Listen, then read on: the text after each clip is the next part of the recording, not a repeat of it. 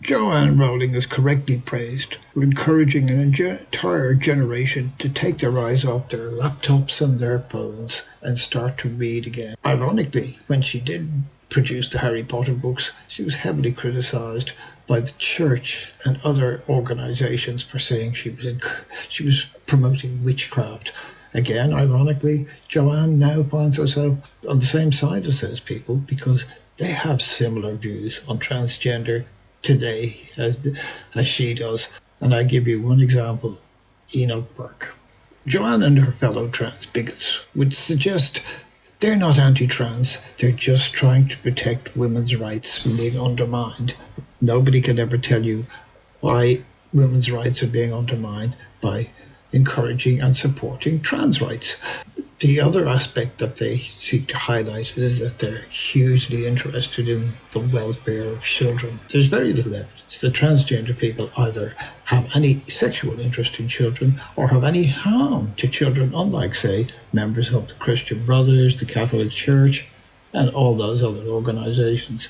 So that argument doesn't hold water. A third rationalisation which Joanne and her supporters put forward is that they're not really anti-trans, they're just trying to create safe spaces for women and children. Now, essentially those safe spaces, by definition, must exclude trans. Now, when I hear that argument, it takes me back to safe spaces or exclusive spaces. And where have we heard that before?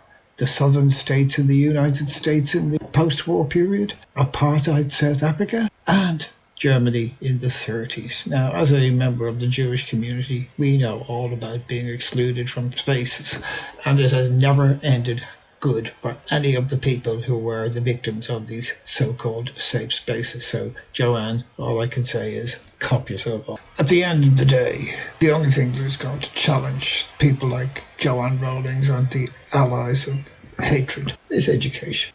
With a bit of luck, they will then start to look into what are the causes of their fear and loathing of trans community.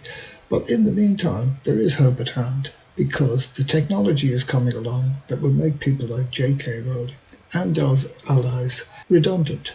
And I'm just going to play a short piece by Jordan Peterson. Not that I was ever a great fan of Jordan Peterson, but Jordan shows you the technology that is coming down the track that will make the likes of JK Rowling and those people redundant. Couldn't see the haunted forest for the trees, regardless